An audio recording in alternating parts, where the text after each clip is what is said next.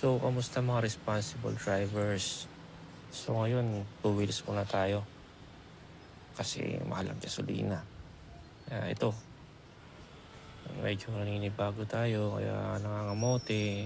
Medyo lumagpas tayo ng konti sa lane markings. Konti lang naman boss, pagpasensyahan nyo na po. Alam naman natin na bawal talaga lumagpas dyan sa yellow line na yan. Lagpas tayo ng konti lang. So, ayun.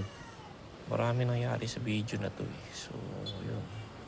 Wapak pa ako sa white line. Happy talaga. Makabuti na rin ata ako guys ah. Pasensya na. Pero ito, tingnan nyo. Meron dito isang kotse tsaka isang truck. Ang mali naman dito yung truck. Nagagalit siya sa kotse. Samantala yung lane kasi na is pakaliwa talaga yung so nakatutok din yung truck.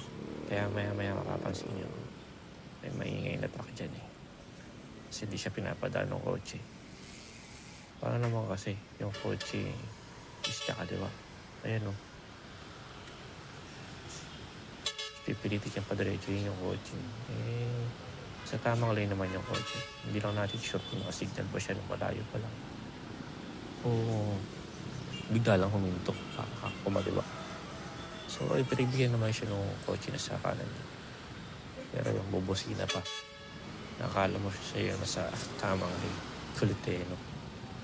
Kasi ito naman, ayun, dito nagulat talaga ako. Paglingon ko, dyan na si Kuya eh. Ayan, no? Kung napapansin nyo kanina, di ba nasa pinakadulo na ako ng lane, white lane. Ayan. So, ibig sabihin counterflow to. Ayan. So, mali yung peso dito ng kaibigan nating rider. Ayan, no? Bukod dun, hindi siya attentive kasi na-counterflow ka na hindi ka pa nakatingin doon sa mga kasalubong. Ayan o. Pwede siyang masabitan dyan kasi nga wala siya sa tamang lane eh. Diba?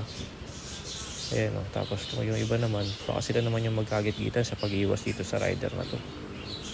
Kaya dapat guys, mindful tayo sa mga road markings. Ayan, nakamotor din naman tayo pero syempre dapat doble ingat tayo dyan. Pag nasabitan tayo, isa lang buhay natin guys. Simple lang agad tayo nyan. Ayan, so ayun, ingat lang lagi.